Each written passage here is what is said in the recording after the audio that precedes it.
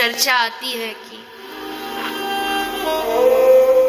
ब्रज में एक बुढ़िया रहती थी, वृद्ध महिला, जिसका नाम जटिला था। तो ये जटिला को अपने सतीत्व का बड़ा अहम था, बड़ा अभिमान था कि ब्रज में मुझसे बड़ी कोई सती नहीं। मैंने आज तक किसी पर पुरुष को आंख उठा के नहीं देखा। सतियों में अगर नाम गिना जाएगा तो सबसे पहले मेरा नाम आएगा। और अपने सतीत्व का अभिमान था वो तो चलो ठीक है, किंतु राधा को पूरे ब्रज में बदनाम करती हुई घूमती थी कि ये राधा देखो, रात्रि को रास करती है, रात भर हमेशा जब देखो कुंजों में अपनी सखियों के साथ पाई जाती है। कृष्ण के पास न मर्यादा है, न कोई इसको कोई भान है। तो पूरे ब्रज में इसने श्री राधा रानी को बदनाम कर रखा था। सबको यही जा करके कहती थी, नाचती रहती है, घूमती रहती है, राम राम राम राम। कैसी कैसी शिक्षा दी है इसके माँ बाप ने इसे।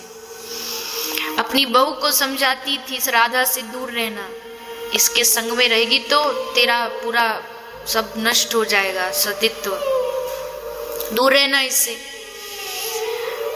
तो ब्रज में ये हल्ला मच गया, गांव में पूरे खबर पहुंच गई। धीरे धीरे ये बात श्री जी की जो मैया है, कीर्ति मैया के पास पहुंची। तो कीर्ति मैया को थोड़ा लगा, तो कीर्ति मैया ने श्री राधा को मना कर दिया, राधा आज के बाद तू बाहर नहीं जाएगी, कुंज में नहीं जाएगी सखियों के साथ।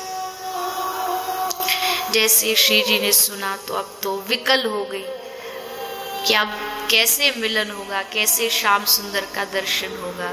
एकदम हृदय विकलित हो गया। ललिता समझा रही है कोई बात नहीं, कुछ करेंगे, पर श्री जी सोच ही नहीं पा रही कि मैं जीवित कैसे रहूंगी अगर श्याम सुंदर का मुखमंडल नहीं देखा। कृष्ण मेरे प्राण हैं।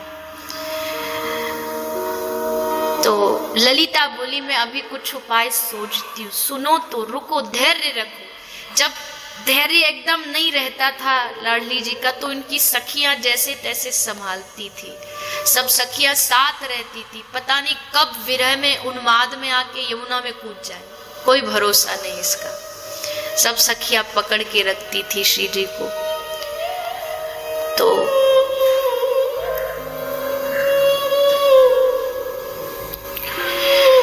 ललिता जाती है कृष्ण के पास और कृष्ण को कहती है कि हे श्याम सुंदर, आज के बाद आपसे स्वामिनी नहीं मिलेंगी। क्यों नहीं मिलेंगी? कारण बताया कि उनकी मैया ने मना किया है, क्योंकि जटिला ने पूरे गांव में हल्ला मचा दिया है कि राधा का चरित्र ठीक नहीं है। कृष्ण सुन के हंस पड़े। अरे, जिनके नख चंद्र की छटा से लक्ष्मी और सावित्री प्रकट होती है, जिनका सतीत्व में उदाहरण दिया जाता है, ये जटिला उस राधा की होड़ करेगी? सतीत्व में मेरी प्रिया जी को बदनाम करेगी? अब देखो लीला, अपनी स्वामिनी की बदनामी कैसे ठाकुर सहन करते। आज श्याम सुंदर घर आए और घर आते जैसे महल में प्रवेश किया, पता नहीं क्या हुआ, प्रवेश करते करते मूर्छित होके बेहोश गिर पड़े। नंद महल में हल्ला मच गया, अरे कन्हैया गिर गया, कन्हैया को क्या हो गया, मूर्छित हो गया। सबने पकड़ा, सैया पर लिटाया। मैया घबरा गई, अरे मेरे लाल को काहे हो। नाड़ी पकड़ी, देखा नाड़ी नवज सब बंद है। पूरे ब्रज में ढिंडोरा पिटा, वैद्यों को जल्दी बुलाओ। सारे वैद्य आने लगे। 2 दिन बीत गए पर कन्हैया मूर्छित पड़े रहे। तब अचानक द्वार पर एक बाबा आए, जटाधारी, लंबी लंबी जटाएं, दाढ़ी, भस्म लगाए हुए। भिक्षाम देही। मैया रोती रोती बाहर आई कि कोई द्वार पर बाबा जी आयो। मैया रोती रोती बाहर आई, बाबा कहाँ ले गो? बाबा ने पूछी, मैया रो क्यों रही है? मैं रोते हुए लोगन के घर से भिक्षा नहीं ले, पहले बता क्यों दुखी है? बोले बाबा हमारो लाला 2 दिन ते मूर्छित पड़ो है, कहा करूं मैं, कोई वैद कोई दवाई काम नहीं आ रही। बाबा जी आपको कछु आतो तो बता दो। मैया तू घबरा मत, ला अपने लाला को ले क्या, मैं कछु विधि सिद्धि जानू, कुछ विधि ऐसी करूंगा कि कोई ना कोई हल निकल आएगा। तो बाबा जी आए, बाबा जी सामने बैठ के श्याम सुंदर सैया पर मूर्छित पड़े हैं। तो बाबा जी ने हाथ पकड़ी, आंख बंद करी, कछु मन मन में मंत्र बोलो और बोलो मैया, आकाश की ओर देख के बोले मैया समाधान। मैया बोली बाबा जी कहाँ समाधान है? बोले समाधान ये है कि या ब्रज में, या ब्रज की जो सबसे बड़ी सती महिला हो, जो सबसे बड़ी सती हो, वाकू बुलाओ और वाकू एक घड़ा में जल भरनो है, जहाँ घड़ा में छेद होएगो, वहां में जल भर के अपने माथे पे रख के यमुना पार करनी, यमुना के ऊपर चलनो है और पानी की एक बूंद ना गिरनी चाहिए वहां घड़ाते। और ये वो स्त्री कर सके जो सबसे बड़ी सती हो। सतीत्व में बड़ा प्रताप होता है, इसलिए ये प्रताप ही उसको यमुना पार कराएगा बिना एक भी बूंद गिराए। ऐसी सती को बुलाओ। अब तो नंद बाबा ने पूरे ब्रज में हल्ला ढिढोरा पिटवा दिया, हर गांव में हल्ला मचा, भैया इस ब्रज की सबसे बड़ी सती को बुलाया गया है, उपहार भी मिलेगा। अगर किसी को लगता है कि हाँ उसने जीवन में सतीत्व निभाया है तो चलो नंद महल चलो। अब सारी महिला जो सोचती थी वो आ गई और उस मटका को सर पर रख के यमुना जी के ऊपर चलने का प्रयास करने लगी, यमुना पार करने का, पर कोई नहीं कर पाई। अब मैया बड़ी रो रही हैं, बड़ी परेशान है। जब सब चीजें असफल हो गई तब एक गोपी बोली, अरे अरे सुनो, हमने सुना है बरसाने में एक सिद्ध सती रहती है जटिला, वो कहती है मैं बड़ी सिद्ध हूं, उसको बुलाओ। तो दूत भेजे गए जटिला के लिए। अब दूत आए तो कहा जटिला को कि माता जी आपको बुलाया गया। क्यों? बोले हमने सुना है कि आप बड़ी सिद्ध है, सती है। तो एकदम तुनक गई, हाँ मैं तो ब्रज की सबसे बड़ी सती हूँ, मजाल है आज तक किसी पर पुरुष को नजर उठा के भी देखा हो। और देखो बहू की ओर देख के करी, देख क्या होता है सतीत्व का महत्व, देखो कितने सम्मान के साथ हमें बुलाया जा रहा है, सती महिला का इतना सम्मान होता है, तू भी कुछ सीख ले। अपनी डेट ऑफ बर्थ भरो और देखो कैसे एआई सच बोलता है, वो भी बिना किसी झिझक के। एआई गुरु तुम्हारी डेट ऑफ बर्थ से रीड करता है तुम्हारे ग्रह, नक्षत्र और लाइफ पैटर्न्स होता है, तू भी कुछ सीख ले।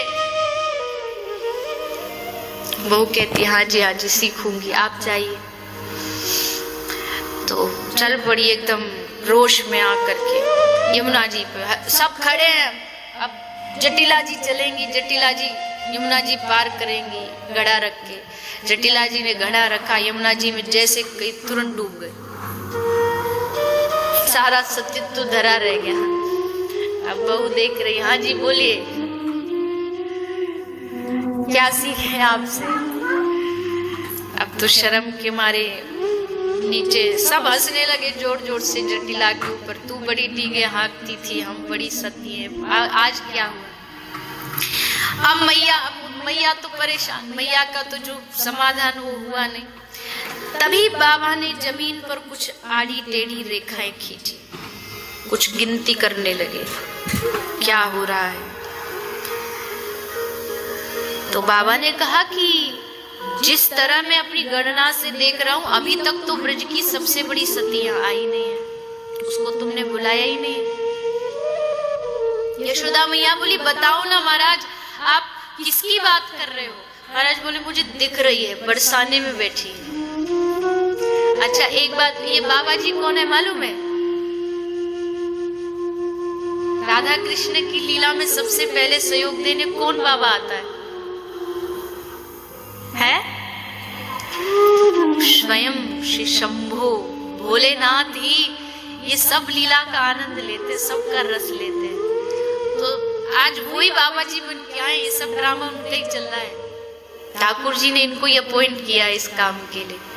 तो गिन रहे, अच्छा बरसाने में बैठी मुझे दिखाई दे रही, एक महल में सर लगा करके खंबे से बैठी बैठी याद कर रही है, उसको बुलाया जाए। क्या नाम है बाबा उसका? बोले वो है ना बरसाने की राधा, उसको बुलाओ।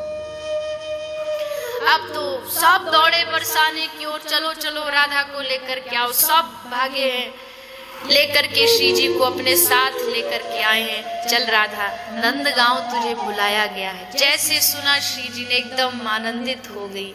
अभी ये बैठी बैठी रुदन कर रही थी कि हमारा बाहर निकलना बंद हो जाएगा, कैसे दर्शन करूंगी, यहाँ बुलावा आया है। श्याम सुंदर की लीला देखो, बुलावा भिजवा दिया। बैलगाड़ी में बिठा के श्री जी को नंद महल लाया गया। सामने श्याम सुंदर मूर्छित पड़े हैं। तभी श्री जी ने कलश अपने मस्तक पर रखा और उस छेद हुए कलश में श्री यमुना जी पर चलते हुए एक बूंद नीचे ना गिरी और श्री जी ने पूरी यमुना को पार कर दिया। सब जगह जय जय घोष होने लगी, राधा रानी की जय हो, सती शिरोमणि की जय हो। सब जय जयकार करने लगे और जिनके मुंह जटिला ने खुलवाए थे कि ये बड़ी अमर्यादित है, सबके मुंह बंद हो। सिद्ध हो गया कि ब्रज की सबसे बड़ी कोई सती है तो वो हमारी श्री राधा रानी है। स्वयं श्री बाबा ने उस सती यानी श्री राधा रानी के चरणों के नीचे की रज थोड़ी ली और श्याम सुंदर के मस्तक पर लगाई। बोले प्रभु नाटक खत्म करो, हो गया। बाद मस्तक पर रज लगाई श्री जी के चरण की। ठाकुर जी एकदम जमाई लेते हुए खड़े हो गए, मानो नींद से खड़े हुए। मैया आनंदित हो गई, वाह बलिहारी लाली की, तेने आज हमारे लाल की जान बचा दी। सबने थोड़ी थोड़ी रज श्री जी के चरणों की लेके अपने अपने मस्तक पर लगाई। बाबा भोलेनाथ ने भी वो चरण अपने माथे पर लगाई और श्री राधा रानी का आशीर्वाद प्राप्त किया।